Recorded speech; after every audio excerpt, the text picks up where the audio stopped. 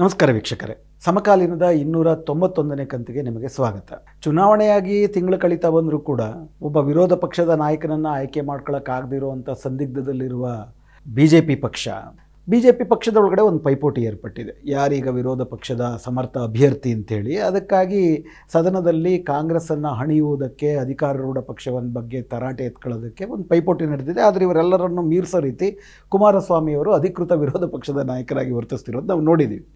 ಆದರೆ ಈ ಪ್ರಕ್ರಿಯೆಯಲ್ಲಿ ನಿನ್ನೆ ನಡೆದಂಥ ಒಂದು ಚರ್ಚೆನಲ್ಲಿ ಬಸವರಾಜ ಪಾಟೀಲ್ ಯತ್ನಾಳ್ ಅವರು, ಬಿಜೆಪಿಯ ಬಿಜಾಪುರದ ಶಾಸಕ, ಮೋದಿಯವರು 15 ಲಕ್ಷ ರೂಪಾಯಿ ಹಣವನ್ನು, ಕಪ್ಪು ಹಣ ಏನಿದೆ ಅದನ್ನು ವಿದೇಶದಿಂದ ತಂದು ಈ ದೇಶದ ಪ್ರತಿಯೊಬ್ಬರ ಖಾತೆನಲ್ಲೂ ಕೂಡ 15 ಲಕ್ಷ ರೂಪಾಯಿ ಹಣವನ್ನು ಹಾಕ್ತಿದ್ದಾರೆ ಅಂತ ಅಂದ್ಬಿಟ್ಟು ಹಾಕ್ತೀವಿ ಅಂತ ಬಿಜೆಪಿ ಭರವಸೆ ಕೊಟ್ಟಿತ್ತು. ಅದನ್ನು ನೀವೆಲ್ಲಿ ಮಾಡಿದ್ದೀರಾ ಅಂತ ಅಂದ್ಬಿಟ್ಟು ಕಾಂಗ್ರೆಸ್ನ ಶಾಸಕರು ಕೇಳದಂಥ ಪ್ರಶ್ನೆಗೆ ಹಠ ಹಿಡಿದು ಆ ರೀತಿ ಎಲ್ಲಿದೆ ವಿಡಿಯೋ ತೋರಿಸಿ ನೋಡೋಣ, ಮೋದಿಯವರು ಆ ರೀತಿ ಭರವಸೆ ಕೊಟ್ಟೇ ಇಲ್ಲ, ಇದು ಕೇವಲ ವಿರೋಧ ಪಕ್ಷಗಳ ಪ್ರಚಾರ, ಇದ್ರೆ ವಿಡಿಯೋ ತೋರಿಸಿ ಅಂತ ಅಂದ್ಬಿಟ್ಟು ಹಠ ಹಿಡಿದಿದ್ರು. ಸಭಾಧ್ಯಕ್ಷರು ಈಗೆಲ್ಲ ವಿಡಿಯೋ ತೋರ್ಸೋಕ್ಕಾಗುತ್ತಾ, ದಿಢೀರ್ ತರೋಕ್ಕಾಗುತ್ತೆ, ಮುಂದಕ್ಕೆ ಹೋಗೋಣ ಅಂತೇಳಿ ಅದನ್ನ ಅಲ್ಲಿಗೆ ಮುಗಿಸಿದ್ರು. ಆದರೂ ಕೂಡ ಒಟ್ಟಾರೆ ಜನರ ಮನಸ್ಸಿನಲ್ಲಿ ವಿರೋಧ ಪಕ್ಷಗಳೇನೋ ಸುಳ್ಳು ಹೇಳ್ತಾ ಇದ್ದಾರೆ. ಮೋದಿಯವರು 15 ಲಕ್ಷ ರೂಪಾಯಿ ತಂದು ಕಪ್ಪು ಹಣವನ್ನು ತಂದು ಬಡ ಜನರಿಗೆ ಹಂಚ್ತೀವಿ ಅಂತ ಹೇಳಿರಲೇ ಇರಲಿಲ್ವೇನೋ, ವಿರೋಧ ಪಕ್ಷಗಳೇ ಬೇಕಂತ ಮೋದಿಯವರ ಮೇಲೆ ಈ ರೀತಿ ಅಪಪ್ರಚಾರ ಮಾಡ್ತಿದ್ದಾರೇನೋ ಅನ್ನುವಂತಹ ಒಂದು ಅಪಪ್ರಚಾರವನ್ನು ಬಿಜೆಪಿ ಕಳೆದ 5-6 ವರ್ಷಗಳಿಂದಲೂ ಕೂಡ ಮಾಡ್ತಾ ಇದೆ. 5 ವರ್ಷದ ಕೆಳಗಡೆ ಇದನ್ನು ಹೇಳ್ತಿರಲಿಲ್ಲ ಅವರು. ಅದ್ರ ಬಗ್ಗೆ ಮಾತಾಡೋಣ. ಯಾವಾಗ ಪದೇ ಪದೇ ಎಲ್ಲಿ 15 ಲಕ್ಷ ರೂಪಾಯಿ ಬಂತು, ಎಲ್ಲಿ 15 ಲಕ್ಷ ರೂಪಾಯಿ ನಮ್ಮ ಅಕೌಂಟಿಗೆ ಬಂದಿಲ್ಲ ಅನ್ನುವಂಥದ್ದು ಒಂದು ಚುನಾವಣಾ ಪ್ರಚಾರವಾಗಿಬಿಡ್ತು ವಿರೋಧ ಪಕ್ಷಗಳದ್ದು, ಆಗ ನಾವು ಹಂಗೆ ಹೇಳಲೇ ಇಲ್ಲ ಅಂತಂದ್ಬಿಟ್ಟು ಸುಳ್ಳು ಹೇಳೋದಕ್ಕೆ ಶುರು ಮಾಡಿದ್ದಾರೆ. ಹಾಗಾದ್ರೆ ಹೇಳಿರಲಿಲ್ವಾ ನರೇಂದ್ರ ಮೋದಿಯವರು?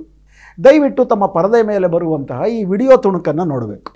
मेरे कांकेर के भाइयों बहनों, मुझे बताइए कि हमारी चोरी किया हुआ पैसा वापस आना चाहिए कि नहीं आना चाहिए? ये काला धन वापस आना चाहिए? ये चोर लुटेरों से एक रुपया वापस लेना चाहिए? इस रुपयों पर जनता का अधिकार है कि नहीं है? ये रुपया जनता के काम आना चाहिए?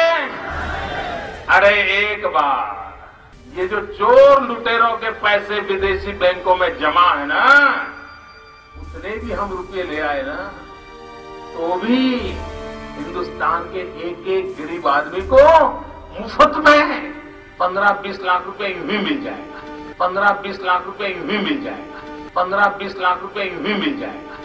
इतने रुपये ಈ ವಿಡಿಯೋ 2013 ನವೆಂಬರ್ 17ರಂದು ಛತ್ತೀಸ್ಗಢಲ್ಲಿ ಕಾಂಕೆರ್ ಅನ್ನುವಂಥ ಒಂದು ಲೋಕಸಭಾ ಕ್ಷೇತ್ರದಲ್ಲಿ 2014ರ ಚುನಾವಣಾ ಪ್ರಚಾರದ ತಯಾರಿಯಾಗಿ ನರೇಂದ್ರ ಮೋದಿ ಅವರು, ಅಷ್ಟೊತ್ತಿಗಾಗಲೇ ಅವರು ಬಿಜೆಪಿಯವರು ಅವರನ್ನು ಪ್ರಧಾನಮಂತ್ರಿ ಅಭ್ಯರ್ಥಿ ಅಂತ ಘೋಷಣೆ ಮಾಡಿದ್ರು, ಅವರು ಮಾಡಿದಂಥ ಒಂದು ಚುನಾವಣಾ ಭಾಷಣ 2013ರ ನವೆಂಬರ್ನಲ್ಲಿ ಛತ್ತೀಸ್ಗಢದ ಕಂಕೇರ್ನಲ್ಲಿ. ಆ ಭಾಷಣವನ್ನು ತಾವು ಕೇಳಬೇಕು. ಸೊ ಈ ಭಾಷಣದ ತಾತ್ಪರ್ಯ ಏನು? ಈ ಭಾಷಣ ಹೇಳೋದಿಷ್ಟೇ, ಈ ದೇಶದ ದಗಾಕೋರರು, ಲೂಟಿಕೋರರು, ದರೋಡೆಗೋರರು ಸಾಮಾನ್ಯ ಜನರಿಗೆ ಸೇರಬೇಕಾಗಿದ್ದಂಥ ಹಣವನ್ನು ಲೂಟಿ ಮಾಡಿ ಅದನ್ನು ತಗೊಂಡೋಗಿ ವಿದೇಶದ ಬ್ಯಾಂಕ್ಗಳಲ್ಲಿ ಕಪ್ಪು ಹಣವಾಗಿ ಬಚ್ಚಿಟ್ಟಿದ್ದಾರೆ. ಈ ಹಣ ಯಾರಿಗೆ ಸೇರಬೇಕು? ನಮ್ಮೆಲ್ಲರಿಗೂ ಸೇರಬೇಕು. ನಾವು ಅಧಿಕಾರಕ್ಕೆ ಬಂದರೆ ಈ ಹಣವನ್ನು ವಾಪಸ್ ತರ್ತೀವಿ. ಈ ಹಣ ಎಷ್ಟಿದೆಯಪ್ಪ ಅಂತಂದರೆ, ಈ ಹಣ ವಾಪಸ್ ತಂದರೆ ಅದನ್ನು ಈ ದೇಶದ ಪ್ರತಿಯೊಬ್ಬ ಬಡವರಿಗೂ ಕೂಡ ಬಿಟ್ಟಿಯಾಗಿ ಮುಫತ್ತಾಗಿ 15ರಿಂದ 20 ಲಕ್ಷವನ್ನು ಹಂಚಬಹುದು ಅಂತ ಮಾಡಿದ್ರು. 15-20 लाख रुपए यूं ही मिल जाएगा. ಅಂದ್ರೆ ಅರ್ಥ ಸಾರಾಂಶ ಏನು? ಪ್ರತಿಯೊಬ್ಬ ಬಡವರಿಗೂ 15ರಿಂದ 20 ಲಕ್ಷ ರೂಪಾಯಿ ಕೊಡಬಹುದಾದಷ್ಟು ಹಣ ಸ್ವಿಸ್ ಬ್ಯಾಂಕ್ ಇತ್ಯಾದಿ ವಿದೇಶಿ ಬ್ಯಾಂಕ್ಗಳಲ್ಲಿ ಇದೆ. ನಾವು ಅಧಿಕಾರಕ್ಕೆ ಬಂದರೆ ಅಷ್ಟು ಹಣವನ್ನು ತರ್ತೀವಿ, ತಂದುಬಿಟ್ಟು ನಿಮಗೆ ಹಂಚ್ತೀವಿ. ಹಂಚಿದಾಗ ಪ್ರತಿಯೊಬ್ಬರಿಗೂ 15ರಿಂದ 20 ಲಕ್ಷ ರೂಪಾಯಿ ಸಿಕ್ದಂಗಾಗುತ್ತೆ. ಇದೇ ಅಲ್ವಾ ಆ ಭಾಷಣದ ಅರ್ಥ? ಚುನಾವಣೆಗೆ ಮುಂಚೆ ಈ ಥರ ಭಾಷಣ ಮಾಡಿದ್ರು. ಚುನಾವಣೆಯಲ್ಲಿ ಸುಮಾರಷ್ಟು ಜನ ಇದನ್ನು ನಂಬಿದ್ರು ಕೂಡ. ಯಾಕಂತಂದರೆ ಈ ದೇಶದ ದೊಡ್ಡ ದೊಡ್ಡ ಕಾರ್ಪೊರೇಟ್ ಪತಿಗಳು, ಬಂಡವಾಳಶಾಹಿಗಳು, ರಾಜಕಾರಣಿಗಳು, ಅದರಲ್ಲಿ ಬಿಜೆಪಿನವರು ಇದ್ದಾರೆ, ಕಾಂಗ್ರೆಸ್ನವರು ಇದ್ದಾರೆ, JDSನವರು, ಎಲ್ಲ ಪಕ್ಷದವರು ಇದ್ದಾರೆ. ಎಲ್ಲ ಪಕ್ಷದವರು ಕೂಡ ತೆರಿಗೆ ಕಟ್ಟಬೇಕಾಗಿರೋ ಹಣವನ್ನು ಲೂಟಿ ಮಾಡಿ, ಜನರ ಹಣವನ್ನು ಲೂಟಿ ಮಾಡಿ ಅಲ್ಲಿ ಬಚ್ಚಿಟ್ಟಿರೋದು ನಿಜ. ಎಷ್ಟು ಅನ್ನೋದು ಅವೆಲ್ಲ ಆಮೇಲಿನ ಮಾತು. ಆದರೆ ಎಲ್ಲರೂ ಕೂಡ ಸಮಾನರು. ಎಲ್ಲ ಬಂಡವಾಳಶಾಹಿಗಳು, ಕಾರ್ಪೊರೇಟ್ ಉದ್ಯಮಪತಿಗಳು, ಎಲ್ಲ ಪಕ್ಷದ ಸದಸ್ಯರು ಇದರಲ್ಲಿ ಸಹಭಾಗಿಗಳು. ಇದನ್ನು ತರ್ತೀವಿ ಅಂತ ಹೇಳಿದ್ರು ಅಧಿಕಾರಕ್ಕೆ ಬರುವುದಕ್ಕೆ ಮುಂಚೆ. ಜನ ನಂಬಿದ್ರು. ಹೌದು, ಕಾಂಗ್ರೆಸ್ ಈಗಾಗಲೇ ಭ್ರಷ್ಟಾಚಾರದ ಕಳಂಕ ಹೊತ್ತಿತ್ತು. ಭ್ರಷ್ಟಾಚಾರವನ್ನು ನಿಗ್ರಹಿಸ್ತೀವಂತಲೇ ಬಿಜೆಪಿ ಪಕ್ಷ ಅಧಿಕಾರಕ್ಕೆ ಬಂತು. ಈ ಬಿಜೆಪಿ ಪಕ್ಷ, ಪಾರ್ಟಿ ವಿತ್ ಡಿಫರೆನ್ಸ್, ಖಂಡಿತವಾಗಿ ಅಷ್ಟು ಹಣವನ್ನು ತಂದರೆ ನಮ್ಮ ಭಾಗ್ಯದ ಭಾಗ್ಯೋದಯ ಆಗುತ್ತೆ ಅಂತ ಜನ ಭಾವಿಸೇನೆ ಓಟ್ ಹಾಕಿದ್ರು. ವೋಟ್ ಹಾಕಿ ಇವರು ಅಧಿಕಾರಕ್ಕೆ ಬಂದ ನಂತರ 2015ರಲ್ಲಿ ಒಂದು ಮಾಧ್ಯಮಕ್ಕೆ ಕೊಟ್ಟಂಥ ಅಧಿಕೃತವಾದಂಥ ಇಂಟರ್ವ್ಯೂನಲ್ಲಿ ಅಮಿತ್ ಶಾ ನಂಬರ್ 2 BJP ಪಕ್ಷದ ನಂಬರ್ 2 ಆಗಿರುವಂಥ ಅಮಿತ್ ಶಾ ಅವರಿಗೆ ಆಗಿನ ಪತ್ರಕರ್ತರು ಒಂದೆರಡು ಪ್ರಶ್ನೆ ಕೇಳೋ ಧೈರ್ಯ ಮಾಡ್ತಾ ಇದ್ರು. ಒಬ್ಬ ಪತ್ರಕರ್ತರು ಆ ಪ್ರಶ್ನೆ ಕೇಳ್ತಾರೆ, ಅದು ಕೂಡ ತಮ್ಮ ವಿಡಿಯೋ ಮೇಲದಲ್ಲಿ ತಮ್ಮ ಪರದೆ ಮೇಲೆ ಬರುತ್ತೆ. ಆ ವಿಡಿಯೋ ತಾವು ಗಮನಿಸಬೇಕು. 15 लाख रुपए अकाउंट में क्यों नहीं आ रहे? देखिए ये जुमला है, किसी के अकाउंट में 15 लाख रुपए कभी नहीं जाता, वो उनको भी मालूम है और आपको भी मालूम है, देश की जनता को भी मालूम है। किसी को कैश कभी नहीं दिया जाता, वो सबको मालूम है। ये भाषण देने का एक तरीका है, एक जुमला है। अगर किसी ने ये मान के वोट दे दिया कि मेरे अकाउंट में तो 15 लाख आ रहे हैं, जैसा वो कह रहे हैं, ऐसा कोई नहीं मानता जी। आप बताइए ना, आप मानते हैं? नहीं, मैं तो ये मानता हूं कि ये चुनावी भाषण में वजन डालने के लिए बोली गई हुई बात है। ಸೊ ಈ ವಿಡಿಯೋ ಹೇಳೋದೇನು, 15 ಲಕ್ಷ ರೂಪಾಯಿ ಪ್ರತಿ ಅಕೌಂಟ್ಗೆ ಬರುತ್ತೆ, ಪ್ರತಿಯೊಬ್ಬರಿಗೂ ನಾವು ಹಂಚ್ತೀವಿ ಅಂತ ತಾವು ಹೇಳಿದ್ರಿ. ಈಗ ತಾವು ಅದನ್ನು ಮಾಡ್ತಿದ್ದೀರಾ, ಮಾಡ್ತಿಲ್ಲ ಅನ್ನುವಂತಹ ಆರೋಪ ನಿಮ್ಮ ಮೇಲೆ ಇದೆಯಾ ಅಂತ ಪ್ರಶ್ನೆ ಕೇಳಿದಾಗ ಅಮಿತ್ ಶಾ ಅವ್ರು ಹೇಳ್ತಿರೋದೇನಪ್ಪ ಅಂತಂದರೆ, ನಾವು ಅದೊಂದು ಚುನಾವಣಾ ಜುಮ್ಲಾ, ಚುನಾವಣಾ ಪ್ರಚಾರದ ಭಾಷಣವಾಗಿ ನಾವು ಹಂಗೆ ಹೇಳಿದ್ವಿ. ಹಂಗೆ ಯಾರಾದರೂ ಕೊಡೋಕ್ಕಾಗುತ್ತಾ? 15 ಲಕ್ಷ ರೂಪಾಯಿ ಪ್ರತಿಯೊಬ್ಬರ ಅಕೌಂಟ್ಗೆ ಹೆಂಗಾದರೂ ಆ ಥರ ನಗದು ಹಂಚಲಿಕ್ಕೆ ಸಾಧ್ಯವೇ ಇಲ್ಲ. ನಾವು ಹೇಳಕ್ಕೆ ಹೊರಟಿದ್ದೇನಪ್ಪ ಅಂತಂದರೆ, ಚುನಾವಣಾ ಪ್ರಚಾರದ ಭಾಷಣವಾಗಿ ನಾವು ಕಪ್ಪು ಹಣ ತರ್ತೀವಿ ಅಂತ ಅಷ್ಟೇ ನಾವು ಹೇಳಿದ್ದು. ನಾವು ಹಂಗೆ ಹೇಳಲಿಲ್ಲ ಅಂತ ಅಂದ್ಬಿಟ್ಟು 2015ರಲ್ಲೂ ಕೂಡ ಅಮಿತ್ ಶಾ ಅವರು ನಿರಾಕರಿಸಲಿಲ್ಲ. ದಯವಿಟ್ಟು ಇದನ್ನು ಬಸವರಾಜ್ ಪಾಟೀಲ್ ಯತ್ನಾಳಾದಿಯಾಗಿ ಮೋದಿಯವರ ಬಗ್ಗೆ ಅಪಪ್ರಚಾರ ನಡೀತಿದೆ ಅಂತ ಅಪಪ್ರಚಾರವನ್ನು ಮಾಡ್ತಿರುವ ಎಲ್ಲರೂ ಗಮನ ಕೊಟ್ಟು ಕೇಳಬೇಕು. 2015ರಲ್ಲಿ ಪತ್ರಕರ್ತರು ಕೇಳಿದಂಥ ಪ್ರಶ್ನೆಗೆ ಅಮಿತ್ ಶಾ ಅವರು ಇಲ್ಲ, ನಾವು ಹಂಗೆ ಹೇಳಲಿಲ್ಲ ಅಂತ ಹೇಳಲಿಲ್ಲ. ಬದಲಿಗೆ ಅವ್ರು ಹೇಳಿದ್ದೇನಪ್ಪ ಅಂದರೆ, ಅದು ಚುನಾವಣಾ ಪ್ರಚಾರದ ಭಾಷಣ, ಅದು ಅವನ್ನೆಲ್ಲ ನಿಜ ಅಂತ ನಂಬಾರ್ದು. ಆ ರೀತಿ ಹಣ ಪ್ರತಿಯೊಬ್ಬರ ಅಕೌಂಟಿಗೆ ಬರಲ್ಲ ಅಂತ ಅಂದ್ಬಿಟ್ಟು ವಿರೋಧ ಪಕ್ಷಗಳಿಗೂ ಗೊತ್ತು. ಅವರು ಸುಮ್ಮನೆ ಚುನಾವಣಾ ಪ್ರಚಾರದ ಭಾಷಣವನ್ನು ನಿಜ ಅಂತ ಅಂದ್ಬಿಟ್ಟು ಅಪಪ್ರಚಾರ ಮಾಡ್ತಿದ್ದಾರೆ ಅಂತೇಳಿ ಅದನ್ನು ತೇಲ್ಸಿದ್ರು. ಸುಳ್ಳಲ್ವಾ ಇದು? ಜನರಿಗೆ ಮಾಡಿ ದ್ರೋಹ ಅಲ್ವಾ ಇದು? ಅಷ್ಟು ಮಾತ್ರ ಅಲ್ಲ, ನೀವು ಇನ್ನೂ ಕೇಳ್ಬೋದು, ಎಲ್ರಿ ಅಲ್ಲಿ ಅಕೌಂಟನ್ನು ಮಾತೆಲ್ಲಿದೆ, ಬ್ಯಾಂಕ್ ಅಕೌಂಟ್ಗೆ ಹಾಕ್ತಿದ್ದೀವಿ ಅಂತ ಎಲ್ಲಿದೆ ಅದರಲ್ಲಿ ಅಂತ ಅಂದ್ಬಿಟ್ಟು ನೀವು ಹೇಳ್ಬೋದು. ಆದರೆ ದಯವಿಟ್ಟು ಈ ಒಂದು ಪತ್ರಿಕಾ ತುಣುಕನ್ನು ನೀವು ನೋಡಬೇಕು. ಇದು 2018 ಡಿಸೆಂಬರ್ 19ನೇ ತಾರೀಕು, ಅಂದರೆ 2019 ಚುನಾವಣೆಗೆ ಸ್ವಲ್ಪ ಮುನ್ನ, ಇನ್ನು ಪುಲ್ವಾಮಾ ಅವೆಲ್ಲ ಇನ್ನೂ ಆಗಿರಲಿಲ್ಲ. ಆಗ ಯಾವ ರೀತಿ ಜನರ ವಿಶ್ವಾಸವನ್ನು ಗೆದ್ಕೊಳ್ಬೋದು ಅಂತ ಅಂದ್ಬಿಟ್ಟು ಇನ್ನೂ ಕೂಡ ತಂತ್ರ ಕುತಂತ್ರಗಳಿಗೆ ಹುಡುಕಾಡ್ತಿತ್ತು BJP. ಆಗ ಮೋದಿಯವರ ಸರ್ಕಾರದ ಕ್ಯಾಬಿನೆಟ್ ದರ್ಜೆ ಸಚಿವರಾಗಿರುವಂತಹ ರಾಮದಾಸ್ ಅಠಾವಳೆ ಅವರು 2018 ಡಿಸೆಂಬರ್ 19ರಂದು ಸಾಂಗ್ಲಿನಲ್ಲಿ ನಡೆಸಿದಂಥ ಪತ್ರಿಕಾಗೋಷ್ಠಿನಲ್ಲಿ ಪತ್ರಕರ್ತರೊಬ್ಬರು ಅವ್ರಿಗೊಂದು ಪ್ರಶ್ನೆಯನ್ನು ಕೇಳ್ತಾರೆ. ಕಳೆದ ಚುನಾವಣೆಗೆ ಮುಂಚೆ ಪ್ರಧಾನಮಂತ್ರಿ ಮೋದಿಯವರು ಪ್ರತಿಯೊಬ್ಬರ ಅಕೌಂಟಿಗೂ 15 ಲಕ್ಷ ರೂಪಾಯಿ ಹಾಕ್ತೀವಿ ಅಂತ ಹೇಳಿದ್ರಲ್ಲ, ಅದು ಎಲ್ಲಿಗೆ ಬಂತು ಅಂತ ಕೇಳಿದ್ರು. ಅದಕ್ಕೆ ರಾಮದಾಸ್ ಅಠಾವಳೆ ಕ್ಯಾಬಿನೆಟ್ ಮಂತ್ರಿ, ದಯವಿಟ್ಟು ಗಮನ ಕೊಟ್ಟು ಕೇಳಬೇಕು, ಮೋದಿ ಸರ್ಕಾರದ ಭಾಗ, ಪ್ರಮುಖ ಭಾಗ, ಅವರು ಹೇಳ್ತಾರೆ 15 ಲಕ್ಷ ರೂಪಾಯಿಯನ್ನ ಬಡ ಜನರಿಗೆ ವರ್ಗಾವಣೆ ಮಾಡುವಂತಹ ಪ್ರಕ್ರಿಯೆ ಹಂತ ಹಂತವಾಗಿ ನಡೀತಾ ಇದೆ. ಅದು ತಡವಾಗುವುದಕ್ಕೆ ಕಾರಣ RBIನ ಕೆಲವು ರೆಸ್ಟ್ರಿಕ್ಷನ್ಸ್ ಇತ್ತು. ಈಗ ಅದು ಹಂತ ಹಂತವಾಗಿ ವರ್ಗಾವಣೆ ಆಗ್ತಿದೆ ಅಂತ ಹೇಳಿದ್ರು. ಯಾವಾಗ? 2018ರಲ್ಲಿ. 2017ರಲ್ಲಿ ಮೋದಿಯವರು ಕೂಡ ಫಾಲೋ ಮಾಡುವಂತಹ, ಇಡೀ BJPನವರು ಎತ್ತಿ ಹಿಡಿಯುವಂತಹ ಪೋಸ್ಟ್ ಕಾರ್ಡ್ ಅನ್ನುವಂಥ ಫೇಕ್ ನ್ಯೂಸ್ ಸಂಸ್ಥೆ ಏನಿದೆ, BJPಯ ಪ್ರಬಲವಾದಂಥ ಪ್ರತಿಪಾದಕರವರು, ಅವರು ತಮ್ಮ ಪೋಸ್ಟಲ್ಲಿ ಬರದೇ ಬಿಟ್ಟಿದ್ದೇನಪ್ಪ ಅಂದರೆ 15 ಲಕ್ಷ ರೂಪಾಯಿ ವರ್ಗಾವಣೆ ಆಗೋಗಿದೆ ಈಗ ಅಂತ ಬರೆದ್ಬಿಟ್ರು. ಅಂದರೆ ಇಡೀ BJPಯ ಎಲ್ಲ ಶಾಸಕರು, ಪ್ರಧಾನಿ ಆದಿಯಾಗಿ ಇವತ್ತು ರಾಮದಾಸ್ ಅಠಾವಳೆ ಅವರು ಹಂತ ಹಂತವಾಗಿ ವರ್ಗಾವಣೆ ಆಗ್ತಿದೆ ಅಂತ ಹೇಳಿದಂಥ ಒಂದು ಹೇಳಿಕೆಯನ್ನು ಸುಳ್ಳು ಅಂತ ಪ್ರಧಾನಮಂತ್ರಿ ಮೋದಿಯವರು ಇದುವರೆ ತನಕ ಹೇಳಿಲ್ಲ, ಅಮಿತ್ ಶಾ ಅವರು ಹೇಳಿಲ್ಲ. ಪರೋಕ್ಷವಾಗಿ ಅದು ವರ್ಗಾವಣೆ ಆಗ್ತಿದೆಯೇನೋ ಅನ್ನೋ ಅಭಿಪ್ರಾಯ ಜನರಲ್ಲಿ ಇರುವುದಕ್ಕೆ ಅವರು ಪರೋಕ್ಷವಾಗಿ ಸಮ್ಮತಿಯನ್ನೇ ಸೂಚಿಸಿದ್ದಾರೆ. ಅಂದರೆ ಇದು ಜನರ ಮನಸ್ಸಿನಲ್ಲಿ ತಮಗೆ ಬರುತ್ತೆ ದುಡ್ಡು ಅನ್ನುವಂಥದ್ದೇ ಅವರ ಅಭಿಪ್ರಾಯವಾಗಿತ್ತು, ಅದೇ ಸುಳ್ಳನ್ನು ಹೇಳಿದ್ದು. ಸೊ ಹೀಗಾಗಿ ನರೇಂದ್ರ ಮೋದಿಯವರು ವಿದೇಶದಲ್ಲಿರುವಂತಹ ಕಪ್ಪು ಹಣವನ್ನು ತಂದು ಅದನ್ನು ಪ್ರತಿಯೊಬ್ಬ ಬಡವರಿಗೂ 15ರಿಂದ 20 ಲಕ್ಷ ರೂಪಾಯಿ ಹಂಚ್ತೀವಿ ಅಂತ ಹೇಳಿದ್ದು ಸುಳ್ಳಲ್ಲ. ಹಾಗೆ ಪ್ರಚಾರ ಮಾಡಿದ್ದು ನಿಜ. ಪ್ರಚಾರ ಮಾಡಿ ಅಧಿಕಾರಕ್ಕೆ ಬಂದ ನಂತರ ಗೊತ್ತಾಗೋಯ್ತು ಅವ್ರಿಗೆ ಈಗ ಸಾಧ್ಯ ಇಲ್ಲ ಅಂತ. ಸೊ ಹೀಗಾಗಿ ಏನು ವಿಡಿಯೋ ತೋರಿಸಿದ್ರೆ ವಿಡಿಯೋ ನೋಡ್ಬೋದು ನೀವು. ವಿಡಿಯೋ ನೋಡೋದು ಮಾತ್ರ ಅಲ್ಲ, ಇನ್ಫ್ಯಾಕ್ಟ್ ರಾಮದಾಸ್ ಅಠಾವಳೆ ಅವರು ವರ್ಗಾವಣೆ ಆಗ್ತಿದೆ ಅಂತ ಹೇಳಿ ಸುಳ್ಳನ್ನು ಕೂಡ ನೀವು ಪತ್ರಿಕೆಗಳಲ್ಲಿ, ಮಾಧ್ಯಮಗಳಲ್ಲಿ ನೋಡಬಹುದು. ಇದು ಸುಳ್ಳು. ಮೋದಿಯವರು ಅಕ್ಷರಶಃ ಸುಳ್ಳು ಹೇಳಿದ್ರು, ಜನರಿಗೆ ದ್ರೋಹ ಬಗೆದ್ರು. ಇದು ಸ್ಪಷ್ಟವಾದಂಥ ವಿಷಯ. ಹೋಗ್ಕೊಡಿ. ಕಪ್ಪು ಹಣ ತರುವ ಪ್ರಯತ್ನ ಏನಾದರೂ ಮಾಡಿದ್ರ? ಇನ್ಫ್ಯಾಕ್ಟ್ 2016 ನವೆಂಬರ್ 8ನೇ ತಾರೀಕು ಏನು ನೋಟು ನಿಷೇಧದ ಒಂದು ಕಾರ್ಯಕ್ರಮ ಘೋಷಣೆ ಮಾಡಿದ್ರು, ಕಪ್ಪು ಹಣವನ್ನ ನಿಗ್ರಹಿಸುವುದಕ್ಕಾಗಿನೇ ನೋಟು ನಿಗ್ರಹ ಮಾಡ್ತೀವಿ ಅಂತಂದ್ರು. ಅದಕ್ಕೆ ಮುಂಚೆ 2014ರಲ್ಲಿ ಇವರು ಅಧಿಕಾರಕ್ಕೆ ಬಂದ್ರು. 2015ರಲ್ಲಿ ಪನಾಮಾ ಪೇಪರ್ಸ್ ಅಂತ ಒಂದು ಬಂತು.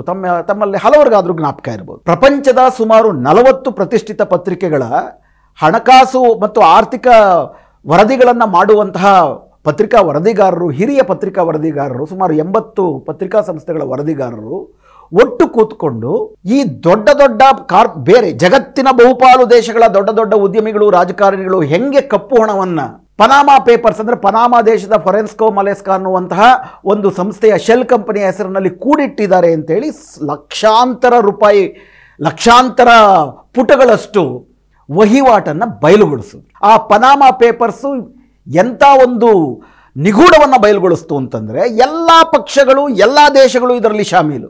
ಸುಮಾರಷ್ಟು ದೇಶಗಳಲ್ಲಿ ಅದರಲ್ಲಿದ್ದಂಥ ಅಧಿಕಾರಿಗಳು, ಪ್ರಧಾನಿಗಳು ರಾಜೀನಾಮೆ ಕೊಡಬೇಕು ಬಂತು ಪನಾಮಾ ಪೇಪರ್ಸ್ನ ಕಾರಣಕ್ಕಾಗಿ. ನಮ್ಮ ದೇಶದಲ್ಲೂ ಕೂಡ ಸುಮಾರು 700ರಿಂದ 800 ಜನ ಅದರಲ್ಲಿ ಉದ್ಯಮಿಗಳಿದ್ರು, ರಾಜಕೀಯ ಪಕ್ಷಗಳ ಬೆಂಬಲಿಗರಿದ್ದರು, ರಾಜಕಾರಣಿಗಳಿದ್ರು. ಉದಾಹರಣೆಗೆ ಪನಾಮಾ ಪೇಪರ್ಸ್ ಅಲ್ಲಿ ಕಪ್ಪು ಹಣವನ್ನು ಮಾಡಿಟ್ಟಿರುವ ಆರೋಪವನ್ನು ಹೊಂದಿದ್ದಂಥ ಒಂದು ಅತಿ ದೊಡ್ಡ ಹೆಸರೇನಪ್ಪ ಅಂದರೆ ವಿನೋದ್ ಅದಾನಿ. ನಮ್ಮ ನರೇಂದ್ರ ಮೋದಿಯವರ ಆತ್ಮೀಯ ಮಿತ್ರರಾಗಿರುವಂತಹ ಅದಾನಿಯವರ ಹಿರಿಯ ಅಣ್ಣ ವಿನೋದ್ ಅದಾನಿ. ಇವತ್ತು ಹಿಂಡನ್ಬರ್ಗ್ ರಿಪೋರ್ಟ್ ಏನು ಬಂದಿದೆ ಅದಾನಿಯವರ ಬಗ್ಗೆ, 20 ಲಕ್ಷ ಕೋಟಿ ರೂಪಾಯಿ ಅವರ ವಹಿವಾಟು ಜಾಸ್ತಿ ಆಗುವುದಕ್ಕೆ, ಆಸ್ತಿ ಪಾಸ್ತಿಗಳಾಗುವುದಕ್ಕೆ ವಿನೋದ್ ಅದಾನಿಯವರು ಶೆಲ್ ಕಂಪನಿಗಳನ್ನು ಸೃಷ್ಟಿಸಿ ಇಡೀ ನಮ್ಮ ಜನರ ಷೇರುದಾರರಿಗೆ, ಸರ್ಕಾರಕ್ಕೆ ಮಾಡಿರುವ ಮೋಸವೇ ಅದಕ್ಕೆ ಕಾರಣ ಅಂತ ಅಂದ್ಬಿಟ್ಟು ಸ್ಪಷ್ಟವಾಗಿ ಏನು ಬಯಲುಗೊಳಿಸಿದೆ. ಅದನ್ನ ಪನಾಮಾ ಪೇಪರ್ಸ್ 2015ರಲ್ಲೇ ಬಯಲುಗೊಳಿಸಿತ್ತು. DLF ಅಂತ ಮತ್ತೊಂದು ಕಂಪನಿ. ಈ DLF ಕಂಪನಿಗೆ ನರೇಂದ್ರ ಮೋದಿ ಅವರೇ ಮುಂದೆ ನಿಂತು ಬ್ಯಾಂಕ್ಗಳ ಮೂಲಕ ದೊಡ್ಡ ದೊಡ್ಡ ಹಣಕಾಸು ಮಂತ್ರಿಯಾಗ ಅರುಣ್ ಜೇಟ್ಲಿ ಅವರಿದ್ರು, ಅವರೆಲ್ಲರೂ ದೊಡ್ಡ ಮಟ್ಟದಲ್ಲಿ ಅವ್ರನ್ನ ಹಣಕಾಸನ್ನ ಕೊಟ್ಟವ್ರನ್ನ ದೊಡ್ಡ ಹಗರಣ ಆಯಿತು DLF ಹಗರಣ. DHFC ಇಂಥ ಹಗರಣಗಳ ಕಾರಣಕರ್ತರೆಲ್ಲರೂ ಕೂಡ ಪನಾಮಾ ಪೇಪರ್ಸ್ ಅಲ್ಲಿ ತುಂಬಾ ಸ್ಪಷ್ಟವಾಗಿ ಅವರ ಹೆಸರುಗಳಿತ್ತು. ಬೇರೆ ದೇಶಗಳಲ್ಲಿ ಈ ತರ ಕಪ್ಪು ಹಣವನ್ನು ಸೃಷ್ಟಿ ಮಾಡಿದವ್ರ ಮೇಲೆ ಕ್ರಮವನ್ನು ತೆಗೆದುಕೊಳ್ಳಾಯಿತು. ನಮ್ಮ ದೇಶದಲ್ಲಿ ಪ್ರಧಾನಮಂತ್ರಿ ನರೇಂದ್ರ ಮೋದಿ ಅವರು ಕಪ್ಪು ಹಣದ ನಿಗ್ರಹಕ್ಕೇನೆ ತಾನು ಅವತಾರವೆತ್ತಿದ್ದೇನೆ ಅಂತ ಹೇಳುವಂತಹ ಪ್ರಧಾನಮಂತ್ರಿಗಳು ಇವರ ಯಾರ ಮೇಲೂ ಯಾವ ಕ್ರಮಗಳನ್ನು ತೆಗೆದುಕೊಳ್ಳಿಲ್ಲ.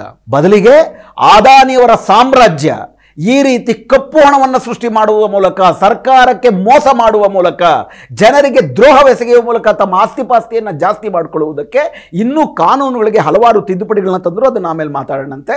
ಅವರ ಸಂಪತ್ತು ಜಾಸ್ತಿ ಆಗ್ತಾ ಹೋಯಿತು. ಅದಾದ್ಮೇಲೆ ಪ್ಯಾರಡೈಸ್ ಪೇಪರ್ಸ್ ಅಂತ ಬಂತು, ಪಾಂಡೋರಾ ಪೇಪರ್ಸ್ ಅಂತ ಬಂತು. ಈ 3 ಪೇಪರ್ಗಳಲ್ಲೂ ಕೂಡ ತುಂಬಾ ಸ್ಪಷ್ಟವಾಗಿ ಅನಿಲ್ ಅಂಬಾನಿಯವರ ಹೆಸರಿತ್ತು. ಇವತ್ತು ನರೇಂದ್ರ ಮೋದಿಯವರ ಮಿತ್ರರಾಗಿರುವಂತಹ, ಈ ಹಿಂದೆ ಕಾಂಗ್ರೆಸ್ನಲ್ಲಿದ್ದಂಥ ಹಲವಾರು ದರೋಡೆಕೋರರ ಹೆಸರಿತ್ತು.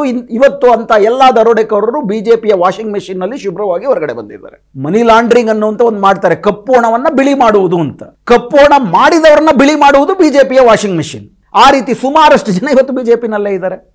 ಈ 3 ಪೇಪರ್ಗಳು ಕೂಡ ಪನಾಮಾ ಪೇಪರ್ಸ್, ಪ್ಯಾರಡೈಸ್ ಪೇಪರ್ಸ್ ಮತ್ತು ಪಾಂಡೋರಾಸ್ ಪೇಪರ್ಸ್, ಈ 3 ಪೇಪರ್ಗಳು ಕೂಡ ಅಂದ್ರೆ ಇದೊಂದು ದೊಡ್ಡ ಹಗರಣಗಳನ್ನು ಬಯಲು ಮಾಡಿದಂಥ ವಿದ್ಯಮಾನಗಳು. ಅತಿ ದೊಡ್ಡ ಹಿರಿಯ ಪ್ರತಿಷ್ಠಿತ ಜಾಗತಿಕ ಪತ್ರಕರ್ತರು ಒಟ್ಟುಗೂಡಿ ಮಾಡಿದಂಥ ಒಂದು ಬಯಲು ಮಾಡಿದಂಥ ಒಂದು ದೊಡ್ಡ ವಿದ್ಯಮಾನ. ಇವರೆಲ್ಲ ಹೇಳಿದ್ದೇನಪ್ಪ ಅಂತಂದ್ರೆ, ಈ ಉದ್ಯಮಿಗಳು, ಕಾರ್ಪೊರೇಟ್ ಉದ್ಯಮಿಗಳು, ಅವರಿಗೆ ಬೆಂಬಲ ಕೊಡುವಂತಹ ರಾಜಕಾರಣಿಗಳು ಯಾವ ರೀತಿ ಕಪ್ಪು ಹಣವನ್ನು ಮಾಡ್ತಾರೆ? ನಗದನ್ನ ಶೇಖರಣೆ ಮಾಡುವುದರ ಮೂಲಕ ಅಲ್ಲ. ಅವರೇನು ಮಾಡ್ತಾರೆ, ಯಾವುದಾದ್ರೂ ಖರೀದಿ ಮಾಡಿದ್ರೆ ಖರೀದಿಗೆ ಹೆಚ್ಚಿಗೆ ತೋರಿಸ್ತಾರೆ, ಅದನ್ನು ಓವರ್ ಇನ್ವಾಯ್ಸಿಂಗ್ ಅಂತಾರೆ. ಬಂದ ಲಾಭವನ್ನ ಕಡಿಮೆ ತೋರಿಸ್ತಾರೆ, ಅಂಡರ್ ಇನ್ವಾಯ್ಸಿಂಗ್ ಅಂತಾರೆ. ಇವೆರಡರ ಮೂಲಕನೂ ಕೂಡ ಸರ್ಕಾರಕ್ಕೆ ಎಷ್ಟು ತೆರಿಗೆ ಕಟ್ಟಬೇಕೋ ಅದರ ಮುಕ್ಕಾಲು ಭಾಗ ಲೂಟಿ ಮಾಡ್ತಾರೆ. ಅಷ್ಟು ಮಾತ್ರ ಅಲ್ಲ, ಈ ತರ ಲೂಟಿ ಮಾಡಿದ ಹಣವನ್ನ ವಿದೇಶದ ಶೆಲ್ ಕಂಪನಿಗಳಲ್ಲಿ ತಮ್ಮ ಹೆಸರಲ್ಲೇ ಒಂದು ಬೇರೆ ಬೇನಾಮಿ ಕಂಪನಿಗಳನ್ನ ಸೃಷ್ಟಿ ಮಾಡ್ತಾರೆ. ಆ ಬೇನಾಮಿ ಕಂಪನಿಗಳು ಮತ್ತೆ ನಮ್ಮ ದೇಶದಲ್ಲಿ ಹೂಡಿಕೆ ಮಾಡ್ತವೆ. ಹೀಗಾಗಿ ಕಪ್ಪು ಹಣ, ಬೇನಾಮಿ ಕಂಪನಿ ಅಂತ ಬೇರೆ ಬೇರೆ 70 ದ್ವೀಪಗಳಲ್ಲಿ ಆ ಥರದ್ದೊಂದು ಸಂಸ್ಥೆಗಳಿದ್ದಾವೆ. ಆ ಥರ ಬೇನಾಮಿ ಕಂಪನಿಯಲ್ಲಿ ಬಿಳಿಯಾಗಿ ವಾಪಸ್ ಬರುತ್ತೆ. ಇದನ್ನ ರೌಂಡ್ ಟ್ರಿಪ್ಪಿಂಗ್ ಅಂತಾರೆ, ಮನಿ ಲಾಂಡ್ರಿಂಗ್ ಅಂತಾರೆ. Round tripping, money laundering, over invoicing, under invoicing, ಈ ಥರ ಹಲವಾರು ಬರೀ ಒಂದು ಕಂಪ್ಯೂಟರ್ ಕ್ಲಿಕ್ನಲ್ಲಿ ನಡೆಯುವಂತಹ ದ್ರೋಹಗಳನ್ನು ನಗದು ಶೇಖರಣೆಯ ಮೂಲಕ ಕಪ್ಪು ಹಣ ಅಲ್ಲ ನಿಗದಿ ಮಾಡ್ತಿರೋ, ಅವರು ಸೃಷ್ಟಿ ಮಾಡ್ಕೊತಿರೋದು ಈ ಒಂದು ಹೊಸ ವಿದ್ಯಮಾನಗಳ ಮೂಲಕ. ಈ ಥರ ಬೃಹತ್ ಕಪ್ಪು ಹಣ ಸೃಷ್ಟಿಯಾಗ್ತಾ ಇದ್ರೆ 2016ರಲ್ಲಿ ದಿಢೀರನೆ ನೋಟು ನಿಷೇಧವನ್ನು ಪ್ರಧಾನಮಂತ್ರಿ ಮೋದಿಯವರು ಕಪ್ಪು ಹಣವನ್ನು ನಿಷೇಧ ಮಾಡುವುದಕ್ಕೆ ನಾವು ಇದನ್ನು ತಂದಿದ್ದೀವಿ ಅಂತಂದ್ರು. ಅದರ ಗ್ರಹಿಕೆ ಏನಿತ್ತು, ಕಪ್ಪು ಹಣವನ್ನು ಸೃಷ್ಟಿ ಮಾಡುವವರು ನಗದಲ್ಲಿ ಶೇಖರಣೆ ಮಾಡಿಟ್ಕೊಂಡಿರ್ತಾರೆ. ಹೀಗಾಗಿ ಆ ನಗದನ್ನು ನಾವು ಮೌಲ್ಯರಹಿತ ಮಾಡಿಬಿಟ್ರೆ ಅಷ್ಟು ಹಣ ಉಳಿತಾಯ ಆಗುತ್ತೆ ಎನ್ನುವಂತಹ ಇಡೀ ದೇಶಕ್ಕೆ ಕಿವಿ ಮೇಲೆ ಹೂ ಇಡುವಂತಹ ಒಂದು ಯೋಜನೆಯನ್ನು ತಂದರು. ಅದರ ನಿರೀಕ್ಷೆ ಏನಿತ್ತು, 16 ಲಕ್ಷ ಕೋಟಿ ರೂಪಾಯಿ ಮೌಲ್ಯದ 500 ರೂಪಾಯಿ ಮತ್ತು 1000 ರೂಪಾಯಿ ನೋಟ್ನ ನಿಷೇಧ ಮಾಡಿದಾಗ ಕಪ್ಪು ಹಣ ಲೆಕ್ಕ ತೋರ್ಸಕ್ಕಾಗದೇ ಇರೋರು ಈ ಹಣ ಸುಮಾರು 4 ಲಕ್ಷ ಕೋಟಿ ಇರ್ಬೋದು. ಆ 4 ಲಕ್ಷ ಕೋಟಿ ಕಪ್ಪು ಹಣ ಆಗಿರುತ್ತೆ. ಅಷ್ಟು ಹಣ ವಾಪಸ್ ಬರೋದಿಲ್ಲ. ಅಷ್ಟು ಕಪ್ಪು ಹಣವನ್ನ ನಾವು ನಿಷೇಧ ಮಾಡ್ದಂಗಾಗುತ್ತೆ. ಇದರಿಂದ ದೇಶಕ್ಕೆ ಲಾಭ ಆಗುತ್ತೆ ಅನ್ನೋ ತರ್ಕವನ್ನ ಮುಂದಿಟ್ರು. ಅಂದ್ರೆ 16 ಲಕ್ಷ ಕೋಟಿನಲ್ಲಿ 10 ರಿಂದ 11 ಲಕ್ಷ ಕೋಟಿ ಹಣ ಮಾತ್ರ ವಾಪಸ್ ಬರುತ್ತೆ, 500 ರೂಪಾಯಿ ಮತ್ತು 1000 ರೂಪಾಯಿ ನೋಟುಗಳು. ಉಳಿದದ್ದು ಕಪ್ಪು ಹಣ, ಅದು ವಾಪಸ್ ಬರೋದಿಲ್ಲ, ಅದರಿಂದ ಅಷ್ಟು ಲಾಭ ಆಗುತ್ತೆ ಅನ್ನೋದು ತರ್ಕ. ಆಗಿದ್ದೇನು 99.99% ಹೆಚ್ಚು ಕಡಿಮೆ 16 ಲಕ್ಷ ಕೋಟಿಗೆ 16 ಲಕ್ಷ ಕೋಟಿ ಹಣ ವಾಪಸ್ ಬಂತು. ಅಂದ್ರೆ ಸರ್ಕಾರದ ಲೆಕ್ಕಾಚಾರದಲ್ಲಿ ಏನು 4 ಲಕ್ಷ ಕೋಟಿ ಕಪ್ಪು ಹಣ ಇತ್ತು, ಆ ಕಪ್ಪು ಹಣವು ಕೂಡ ನೋಟು ನಿಷೇಧದ ಪ್ರಕ್ರಿಯೆಯಲ್ಲಿ ಬಿಳಿಯಾಗ್ಬಿಡ್ತು. ಮತ್ತೊಂದು ಕಡೆ ನಾನಾಗಲೇ ನಗದು ಶೇಖರಣೆಯಲ್ಲಿ ಕಪ್ಪು ಹಣ ಆಗಲ್ಲ, ಮತ್ತೊಂದು ಕಡೆ ನಿರಂತರವಾಗಿ ಶೆಲ್ ಕಂಪನಿಗಳನ್ನು ಸೃಷ್ಟಿ ಮಾಡ್ಕೊಳ್ಳೋದು, ಅದಾದ ಮೇಲೆ ಅದನ್ನು ರೌಂಡ್ ಟ್ರಿಪ್ಪಿಂಗ್ ಮಾಡುವಂಥದ್ದು, ಓವರ್ ಇನ್ವಾಯ್ಸಿಂಗ್ ಮಾಡುವಂಥದ್ದು, ಅಂಡರ್ ಇನ್ವಾಯ್ಸಿಂಗ್ ಮಾಡೋದು, ನಿರಂತರವಾಗಿ ಕಪ್ಪು ಹಣ ಸೃಷ್ಟಿ ಆಗ್ತಲೇ ಇತ್ತು. ಈ ಕಪ್ಪು ಹಣದ ಸೃಷ್ಟಿಯ ನೇತಾರನೇ ಯಾರಪ್ಪ ಅಂತಂದರೆ ಗೌತಮ್ ಅದಾನಿ. ಎಲ್ಲಿಯ ತನಕ ಆಯಿತು? 2019ರಲ್ಲಿ ಉದಾಹರಣೆಗೆ ಈ ಶೆಲ್ ಕಂಪನಿಗಳಿದ್ದಾವೆ. ಈ ಶೆಲ್ ಕಂಪನಿಗಳು ಇದೇ ಗೌತಮ್ ಅದಾನಿಯವರ ಇರುವ ಆರೋಪ ಏನು, ಗೌತಮ್ ಅದಾನಿಯವರದೇ ಶೆಲ್ ಕಂಪನಿಗಳು ಇರ್ತವೆ. ವಿನೋದ್ ಅದಾನಿ ವಿದೇಶದಲ್ಲಿ ಕೂತ್ಕೊಂಡು ಶೆಲ್ ಕಂಪನಿಗಳನ್ನ ಸೃಷ್ಟಿ ಮಾಡ್ತಾರೆ ಅವರ ಅಣ್ಣ. ಆ ಶೆಲ್ ಕಂಪನಿಗಳು ಕೃತಕವಾಗಿ ಹೂಡಿಕೆ ಮಾಡ್ತವೆ ಅದಾನಿ ಕಂಪನಿಗಳಲ್ಲಿ. ಅದಾನಿಯ ಶೇರ್ಗಳು ಸಿಕ್ಕಾಪಟ್ಟೆ ಜಾಸ್ತಿ ಆಗ್ತಾ ಹೋಗ್ತದೆ. ಶೇರ್ ಜಾಸ್ತಿ ಆಗ್ತಿದ್ದಂಗೆ ಅದ್ರ ಮೌಲ್ಯ ಜಾಸ್ತಿಯಾಗಿ, ನೋಡಿ ಇಷ್ಟು ಶೇರ್ ಮೌಲ್ಯ ನಮ್ದಿದೆ ಅಂತ ತೋರಿಸಿ ಬ್ಯಾಂಕ್ಗಳಿಂದ ಸಿಕ್ಕಾಪಟ್ಟೆ ಸಾಲವನ್ನು ತೆಗೆದುಕೊಳ್ತಾರೆ. ಆ ಸಾಲವನ್ನು ತಗೊಂಡು ತಮ್ಮ ಸಾಮ್ರಾಜ್ಯವನ್ನು ವಿಸ್ತರಣೆ ಮಾಡ್ತಾ ಹೋಗ್ತಾರೆ. ಹೀಗಾಗಿನೇ ಇದು ಆಗಬೇಕು ಅಂತಂದ್ರೆ ಸರ್ಕಾರ ನೇರವಾಗಿ ಸಹಾಯ ಮಾಡಬೇಕು. ಉದಾಹರಣೆಗೆ SCBIನಲ್ಲಿ, ಸೆಕ್ಯೂರಿಟಿ ಎಕ್ಸ್ಚೇಂಜ್ ಬೋರ್ಡ್ ಆಫ್ ಇಂಡಿಯಾದಲ್ಲಿ ಈ ರೀತಿ ಯಾರಾದರೂ ವಿದೇಶದಿಂದ ಹಣ ಹೂಡಿಕೆ ಮಾಡಿದ್ರೆ ಅದು ಒಬ್ಬರಿಂದ ಒಬ್ಬರಿಗೆ ಮತ್ತೊಬ್ಬರಿಗೆ ಹೆಂಗೆ ಬರ್ತಾ ಹೋಯ್ತು ಅಂತಂದ್ರೆ, ಈ ಷೇರು ಹೂಡಿಕೆನಲ್ಲಿ ಬರುವ ಲಾಭ, ಈ ಲಾಭದ ಅಂತಿಮ ಫಲಾನುಭವಿ ಯಾರು ಇದನ್ನ ತಿಳಿಸ್ಬೇಕು SCBIಗೆ ಅಂತ ಕಾನೂನಿತ್ತು 2019 ತನಕ. 2ನೇ ಬಾರಿ ನರೇಂದ್ರ ಮೋದಿ ಅವರು ಪ್ರಧಾನಮಂತ್ರಿಯಾಗಿ ಅಧಿಕಾರಕ್ಕೆ ಬಂದ ಮೇಲೆ ಈ ಅಂತಿಮ ಫಲಾನುಭವಿ ಯಾರು ಅನ್ನೋ ವಿಷಯವನ್ನ ತಿಳಿಸಬೇಕಾಗಿಲ್ಲ ಅಂತ ಪ್ರಮುಖವಾದಂಥ ತಿದ್ದುಪಡಿಯನ್ನು ಮಾಡಿಬಿಟ್ರು. ಆ ಪ್ರಮುಖವಾದಂಥ ತಿದ್ದುಪಡಿ ಆದ ತಕ್ಷಣವೇ ಅದಾದ 6 ತಿಂಗಳಲ್ಲಿ ಅದಾನಿಯವರ ಶೇರುಗಳು ಒಂದೇ ಸಮನೆ ಏರಕ್ಕೆ ಶುರುವಾಯಿತು. ಈಗ ಸುಪ್ರೀಂ ಕೋರ್ಟಲ್ಲಿ ಈ ಕೇಸ್ ಇದೆ. ಸುಪ್ರೀಂ ಕೋರ್ಟ್ ಮುಂದೆ ಸುಪ್ರೀಂ ಕೋರ್ಟ್ನ ಎಕ್ಸ್ಪರ್ಟ್ ಕಮಿಟಿ ಹಿಂಡರ್ಬರ್ಗ್ ವರದಿಯ ಬಗ್ಗೆ SCBI ಯಾವ ರೀತಿ ವಿಚಾರಣೆ ಮಾಡ್ತದೆ, SCBI ನಿರ್ವಹಣೆ ಹೆಂಗಿದೆ ಅನ್ನೋದ್ರ ಬಗ್ಗೆ ನೇಮಕ ಮಾಡಿದಂಥ ಎಕ್ಸ್ಪರ್ಟ್ಸ್ ಕಮಿಟಿ ಹೇಳಿದ್ದೇನಪ್ಪ ಅಂತಂದರೆ 2019ರಲ್ಲಿ ಈ ತಿದ್ದುಪಡಿ ಬಂದಿದೆ, ಅಂತಿಮ ಫಲಾನುಭವಿ ಯಾರು ಅಂತ ಹೇಳಬೇಕಾಗಿಲ್ಲ ಅಂತ. ಹೀಗಾಗಿ ತಿದ್ದುಪಡಿ ಆಗಿರೋದ್ರಿಂದ SCBI ಯಾರು ಅಂತಿಮ ಫಲಾನುಭವಿ ಅಂತ ಕೇಳಕ್ಕಾಗಲ್ಲ. ಈಗ ಸುಪ್ರೀಂ ಕೋರ್ಟ್ ಮೊನ್ನೆ SCBIನ ಕೇಂದ್ರ ಸರ್ಕಾರವನ್ನು ಪ್ರಶ್ನೆ ಮಾಡಿದೆ, ಯಾಕೆ ತಿದ್ದುಪಡಿ ಮಾಡಿದ್ರಿ, ಆ ತಿದ್ದುಪಡಿಗೆ ಕಾರಣವೇನು? ಯಾಕಂದ್ರೆ ಅದು ತಿದ್ದುಪಡಿಯಿಂದ ಕಪ್ಪು ಹಣ ದೊಡ್ಡ ಮಟ್ಟದಲ್ಲಿ ಭಾರತಕ್ಕೆ ಬರುವುದಕ್ಕೆ, ಈ ರೌಂಡ್ ಟ್ರಿಪ್ಪಿಂಗ್ ಮೂಲಕ ಕೃತಕವಾಗಿ ಷೇರುಗಳ ಬೆಲೆ ಏರಿಕೆ ಆಗೋದಕ್ಕೆ, ಜನರಿಗೆ ದ್ರೋಹ ಬಗೆಯುವುದಕ್ಕೆ, ವಂಚನೆ ಮಾಡುವುದಕ್ಕೆ, ತಮಗೆ ಹಿತವಾಗಿರೋ ತಮಗೆ ಅನುಕೂಲ ಮಾಡುವ ಪಕ್ಷಗಳಿಗೆ ಕಪ್ಪು ಹಣವನ್ನು ಕೊಟ್ಟು ಅವರನ್ನ ಗೆಲ್ಲಿಸುವುದಕ್ಕೆ, ಅವರು ಅಧಿಕಾರಕ್ಕೆ ಬರುವುದಕ್ಕೆ, MLAಗಳನ್ನು ಖರೀದಿಸುವುದಕ್ಕೆ ಈ ಕಪ್ಪು ಹಣ ಬಳಕೆಯಾಗಿದೆ. 2017ರಲ್ಲಿ ಈ ಕಪ್ಪು ಹಣವನ್ನು ಬಿಳಿ ಮಾಡುವ ಮತ್ತೊಂದು ಪ್ರಕ್ರಿಯೆಯ ಭಾಗವಾಗಿ ಎಲೆಕ್ಷನ್ ಫಂಡಿಂಗ್ಗೆ ಎಲೆಕ್ಟ್ರಲ್ ಬಾಂಡ್ಸ್ ಅನ್ನುವಂತಹ ಒಂದು ಹೊಸ ವ್ಯವಸ್ಥೆಯನ್ನು ತಂದರು. ಈ ಎಲೆಕ್ಟ್ರಲ್ ಬಾಂಡಿಂಗ್ನಲ್ಲಿ ದುಡ್ಡು ಯಾರು ಕೊಡ್ತಾರೆ ಅನ್ನೋ ಸರ್ಕಾರಕ್ಕೆ ಬಿಟ್ಟರೆ ಬೇರೆ ಯಾರಿಗೂ ಗೊತ್ತಾಗದೇ ಇಲ್ಲ. ಮೊದಲು ಹಂಗೆ ಇರಲಿಲ್ಲ. ಯಾವ ಮೂಲದಿಂದ ಬಂತು ಅಂತಲೂ ಕೂಡ ಯಾರು ಕೂಡ ಸರ್ಕಾರದ ವಿಚಕ್ಷಣೆಗೆ ಆ ವಿಚಕ್ಷಣೆ ಒಳಪಡೋದೇ ಇಲ್ಲ. ಅದು ಕಪ್ಪು ಹಣವನ್ನು ಈ ರೀತಿ ತನಗೆ ಪರವಾಗಿರುವಂತಹ ಪಕ್ಷಗಳಿಗೆ ಹಣವನ್ನು ನಿಯೋಜನೆ ಮಾಡಿ ಅವರನ್ನ ಗೆಲ್ಲಿಸುವಂತೆ ಮಾಡಿಕೊಳ್ಳುವುದಕ್ಕೆ ಅನುಕೂಲ ಆಯಿತು. ಇವತ್ತಿನವರೆಗೂ ಕೂಡ ಎಲೆಕ್ಟ್ರಲ್ ಬಾಂಡ್ ಬಂದಾದ ಮೇಲೆ ಎಲೆಕ್ಟ್ರಲ್ ಬಾಂಡ್ಗಳಿಂದ 95% ಚುನಾವಣಾ ನಿಧಿಯನ್ನು ಪಡ್ಕೊಳ್ತಿರೋದು ಬಿಜೆಪಿ ಪಕ್ಷವೇ ಆಗಿದೆ. ಚುನಾವಣಾ ನಿಧಿಯನ್ನು ಪಡ್ಕೊಂಡಂತ ಬಿಜೆಪಿ ಪಕ್ಷ 2019ರಲ್ಲಿ ಅದಾನಿಗಳ ಶೆಲ್ ಕಂಪನಿಗಳಿಗೆ ಕಪ್ಪು ಹಣವನ್ನು ಮಾಡುವುದಕ್ಕೆ ಅನುಕೂಲವಾಗೋ ರೀತಿ ಕಾನೂನನ್ನೇ ಬದಲಾವಣೆ ಮಾಡಿಬಿಡ್ತಾರೆ. ಇವೆಲ್ಲದರ ಒಟ್ಟು ಮೊತ್ತದಿಂದ ಆಗಿರೋದೇನಪ್ಪ ಅಂತಂದ್ರೆ 2016ರಲ್ಲಿ ಕಪ್ಪು ಹಣ ನಿಗ್ರಹ ಮಾಡ್ತೀವಿ ಅಂತ ನೋಟು ನಿಷೇಧ ಮಾಡಿದ್ರು. 2016ರಿಂದ 2022 ತನಕ ಎಷ್ಟು ಕಪ್ಪು ಹಣ ನಿಗ್ರಹ ಮಾಡಿದ್ರಿ? 4,450 ಕೋಟಿ ರೂಪಾಯಿ ಮೌಲ್ಯದ ಆಸ್ತಿಪಾಸ್ತಿ, 1,25,000 ಕೋಟಿ ರೂಪಾಯಿಯಷ್ಟು ಕಪ್ಪು ಹಣವನ್ನು ನಿಗ್ರಹ ಮಾಡಲಾಗಿದೆ ಅಂತಂದ್ರೆ ಅದಕ್ಕೆ ಮುಂಚೆನೇ ಅಷ್ಟು ಮಾಡಲಾಗಿತ್ತು, ನೋಟು ನಿಷೇಧಕ್ಕೆ ಮುಂಚೆನೇ ಮಾಡಲಾಗಿತ್ತು ಅಷ್ಟು. ಹಾಗಾದ್ರೆ ವಿದೇಶದಿಂದ ಎಷ್ಟು ಕಪ್ಪು ಹಣ ತಂದ್ರಿ? ವಿದೇಶದಿಂದ ಸ್ವಿಸ್ನಿಂದ ಕಪ್ಪು ಹಣ ಬರೋದಿರಲಿ, ಸಾರಾಂಶದಲ್ಲಿ ವಿದೇಶದ ಸ್ವಿಸ್ ಬ್ಯಾಂಕಿನಲ್ಲಿ ಭಾರತೀಯರ ಹಣದ ಮೊತ್ತ ಮೋದಿಯವರ ಬಂದ ಮೇಲೆ 2 ಪಟ್ಟು ಜಾಸ್ತಿ ಆಗಿದೆ ಅಂತ ವರದಿಗಳು ಹೇಳ್ತವೆ. ಹೀಗೆ ಒಂದು ಕಡೆ ಕಪ್ಪು ಹಣವನ್ನು ತಂದು ಬಡವರಿಗೆ ಹಂಚ್ತೀವಿ ಅಂತ ಹೇಳಿ ಸುಳ್ಳು, ಆ ಪ್ರಚಾರ ಮಾಡಿದ ನಿಜ, ಆದರೆ ಹೇಳಿದ್ದು ಶುದ್ಧ ಸುಳ್ಳು. ಆ ಥರ ಕಪ್ಪೋಡವನ್ನು ತರಲೂ ಇಲ್ಲ, ಅವ್ರು ಹಂಚಲೂ ಇಲ್ಲ, ಬರೀ ಹೇಳ್ತೀವಿ ಅಂತ ಜನರಿಗೆ ಮೋಸ ಮಾಡೋದು. ಅದಾಳಾಗೋಗ್ಲಿ, ಕಪ್ಪೋಡ ತರುವುದಕ್ಕೆ ಏನಾದರೂ ಕ್ರಮಗಳನ್ನಾದರೂ ತೆಗೆದುಕೊಂಡ್ರ ಅಂತಂದ್ರೆ, ಅರೆಬರೆ ಕ್ರಮಗಳನ್ನು ತೆಗೆದುಕೊಂಡಿದ್ದಕ್ಕೆ ಕಾರಣ 2014ರಲ್ಲಿ ಸುಪ್ರೀಂ ಕೋರ್ಟ್ ಕೊಟ್ಟಂತ ನಿರ್ದೇಶನ, ಸರ್ಕಾರ ತಾನಾಗಿ ಮಾಡಿದ್ದಲ್ಲ ಅದು. ಆ ನಿರ್ದೇಶನದಲ್ಲೂ ಕೂಡ ಲೂಪ್ ಹೋಲ್ಗಳನ್ನು ಹುಡುಕಿ ಅದಾನಿಗಳು, ವಿನೋದ ಅದಾನಿಗಳು, ಅನಿಲ್ ಅಂಬಾನಿಗಳು, ಇಂಥ ದೊಡ್ಡ ದೊಡ್ಡ ಕಾರ್ಪೊರೇಟ್ ಕಂಪನಿಗಳು ದೊಡ್ಡ ಮಟ್ಟದಲ್ಲಿ ಲಾಭವನ್ನ, ಕಪ್ಪು ಹಣವನ್ನು ಸೃಷ್ಟಿ ಮಾಡಿಕೊಳ್ಳುವುದಕ್ಕೆ ಇದೇ ನರೇಂದ್ರ ಮೋದಿ ಅವರ ಸರ್ಕಾರ ಅವಕಾಶ ಮಾಡಿಕೊಟ್ಟಿದೆ. ಹಾಗಾದ್ರೆ ಬಿಜೆಪಿಯ ಸ್ನೇಹಿತರುಗಳು, ಬಿಜೆಪಿ ಪಕ್ಷದವರು ಯಾರ್ಯಾರು ತುಂಬಾ ದೊಡ್ಡ ಮಟ್ಟದಲ್ಲಿ ನಾವು ಕಪ್ಪು ಹಣವನ್ನು ನಿಗ್ರಹ ಮಾಡ್ತೀವಿ ಅಂತ ಅಂದ್ಬಿಟ್ಟು ಹೇಳ್ತಿದ್ದಾರೆ, ಅವರು ಆತ್ಮಸಾಕ್ಷಿಯಿಂದ ಪ್ರಶ್ನೆ ಮಾಡ್ಕೊಳ್ಬೇಕು. ನಮ್ಮ ತಲೆ ಮೇಲೆ ನಾವೇ ಚಪ್ಪಡಿ ಎಳ್ಕೊಳ್ಳೋದಲ್ಲ. ಮೋದಿ ಭಕ್ತರು ಪ್ರಶ್ನಿಸ್ಕೋಬೇಕಾಗಿರೋದು, ನಿಮ್ಮ ನಿಷ್ಠೆ ದೇಶಕ್ಕ, ಮೋದಿಗ? ಇಡೀ ಬಿಜೆಪಿ ಪಕ್ಷ ಮಾತ್ರ ಅಲ್ಲ. ಆ ರೀತಿ ನೀವು ಪಂಡೋರಾ ಪೇಪರ್ಸು, ಪ್ಯಾರಡೈಸ್ ಪೇಪರ್ಸು ಎಲ್ಲವನ್ನು ನೋಡಿದ್ರೆ ಎಲ್ಲದರಲ್ಲೂ ಕೂಡ ಬಹುಪಾಲು ಬಿಜೆಪಿ ಪಕ್ಷ ಜೊತೆ ಕಾಂಗ್ರೆಸ್ ಪಕ್ಷ, ಈ ತರ ಪಕ್ಷಗಳ ಹೆಸರುಗಳು ಇದಾವೆ. ಎಲ್ಲಾ ಪಕ್ಷಗಳು ಈ ತರ ಭ್ರಷ್ಟಾಚಾರ ಮಾಡದವೆ. ವ್ಯತ್ಯಾಸ ಏನಪ್ಪಾ ಅಂತಂದ್ರೆ, ಕಾಂಗ್ರೆಸ್ ಭ್ರಷ್ಟಾಚಾರ ಮಾಡುತ್ತೆ, ಭ್ರಷ್ಟಾಚಾರ ಮಾಡಿ ಸಿಗಾಕೊಂಡ್ರೆ ಶಿಕ್ಷೆಗೊಳಪಡುತ್ತೆ, ಅಥವಾ ಒಂದು ಭರವಸೆ ಕೊಡ್ತಾರೆ, ಆ ಭರವಸೆಯನ್ನ ಈಡೇರಿಸಲಿಲ್ಲ ನೀವು ಅಂತಂದ್ರೆ, ಹೌದು ಈಡೇರಿಸಲಿಲ್ಲ, ನಾಳೆ ಈಡೇರಿಸ್ತೀವಿ ಅಂತ ಮತ್ತೊಂದು ಸುಳ್ಳು ಹೇಳ್ತಾರೆ. ಬಿಜೆಪಿನವ್ರಿಗೆ ನೀವು ಭರವಸೆ ಕೊಟ್ರಿ, 15 ಲಕ್ಷ ರೂಪಾಯಿ ತರ್ತೀವಿ ಅಂತ ಭರವಸೆ ಕೊಟ್ರಿ, ಎಲ್ಲಿ ತಂದ್ರಿ ಅಂತ ಕೇಳಿದ್ರೆ, ಒಂದೋ ನಾವು ಹಂಗೆ ಹೇಳಲೇ ಇಲ್ಲ ಅಂತ ಸುಳ್ಳು ಹೇಳ್ತಾರೆ, ಎರಡನೇದು ಅಟಾವಳೆ ಅವ್ರು ಹೇಳ್ದಂಗೆ ಇಲ್ಲ ನೋಡಿ ಕೊಡ್ತಾ ಇದೀವಿ ಅಂತ ಅಂದ್ಬಿಟ್ಟು ಕೊಡ್ಲಿಲ್ಲ ಅಂತಂದ್ರು ಕೊಟ್ವಿ, ಕೊಡ್ತಿಲ್ಲ ಅಂತ ಹೇಳ್ತಿರೋದೇ ಸುಳ್ಳು ಅಂತ ಹೇಳ್ತಾರೆ. ಮೂರನೇದಾಗಿ 15 ಲಕ್ಷ ರೂಪಾಯಿ ಕೊಡ್ತೀವಿ ಅಂತ ಹೇಳಿದ್ರಿಂದ ನರೇಂದ್ರ ಮೋದಿ ಸುಳ್ಳು ಹೇಳಿದ್ರು ಅಂತಂದ್ರೆ ಅವ್ರನ್ನ ದೇಶದ್ರೋಹಿಗಳು ಅಂತಾನೂ ಕೂಡ ಕರೆದು ಬಿಡ್ತಾರೆ. ಇದೇ ಬಿಜೆಪಿಗೂ ಕಾಂಗ್ರೆಸ್ಗೂ ಇರೋ ಇಬ್ರು ಭ್ರಷ್ಟರೇ. ಇವ್ರ ಭ್ರಷ್ಟರ ಜೊತೆಗೆ ದೊಡ್ಡ ದುಷ್ಟತನವೂ ಇದಿದೆ. ಈ ದುಷ್ಟತನ ಇಡೀ ಭಾರತವನ್ನ ನಾಶ ಮಾಡುತ್ತೆ. ನಿಜವಾದ ದೇಶಭಕ್ತರು ಇದ್ರ ಹಿಂದೆ ಇರುವಂತಹ ಜನರಿಗೆ ಮೋಸ ಮಾಡುವ ಹುನ್ನಾರವನ್ನ ಅರ್ಥ ಮಾಡ್ಕೊಳ್ಬೇಕು ಅಂತ ನನಗನ್ಸುತ್ತೆ. ತಮಗೇನನ್ಸುತ್ತೆ ತಿಳಿಸಿ. ನಮಸ್ಕಾರ.